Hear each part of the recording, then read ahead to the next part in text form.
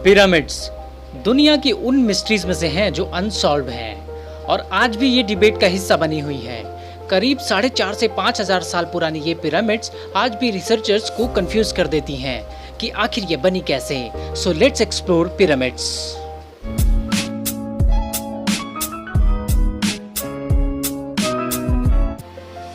Great pyramids of Giza को लेकर सबसे पहला सवाल ये है कि ये आखिर चौंका देने वाली संरचना लोगों ने बनाई कैसे। आप में से कुछ लोग सोच रहे होंगे कि इसमें क्या खास बात है, इसे बस सिंपली कंस्ट्रक्ट कर दिया होगा लोगों ने।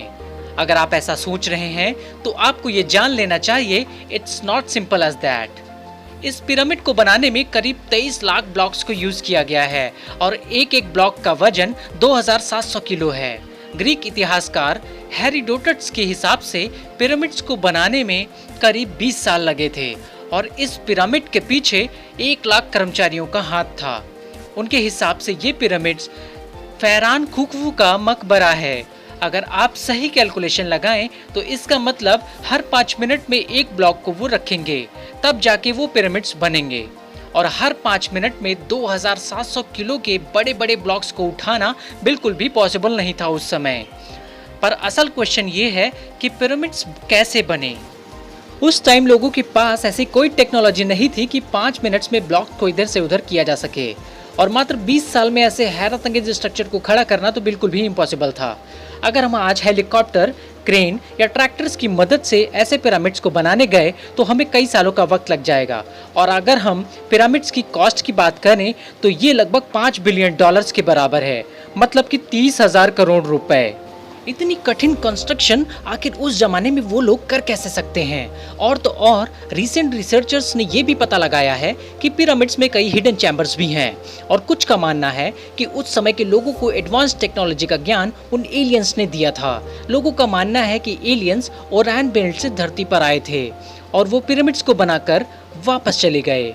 ओरान एक कंस्टेलेशन है जो विंटर सीजन में आसमान में कुछ ऐसा दिखता है। अगर आप पिरामिड्स के अलाइनमेंट को ध्यान से ऑब्जर्व करो तो ये ओरान कॉन्स्टेलेशन के 3 तारों से मिलती है। दोनों की अलाइनमेंट बिल्कुल एक जैसी है।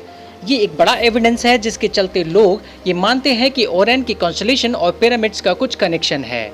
और ये अजीब बात ये भी है कि पिरामिड सिर्फ गीजा में ही मौजूद नहीं है, ये दुनिया की अन्य जगहों में भी मौजूद है, जैसे कि इटली, चाइना और साउथ अमेरिका। और भी कई जगहों पर पिरामिड एग्जिस्ट करते हैं और लगभग सारे पिरामिड का शेप एक ही है। ये एकदम एक दूसरे की कॉपी लगते हैं। ऐसा मानो जैसे उस समय के लोग आपस में कांटेक्ट करके आइडियाज शेयर करते हों।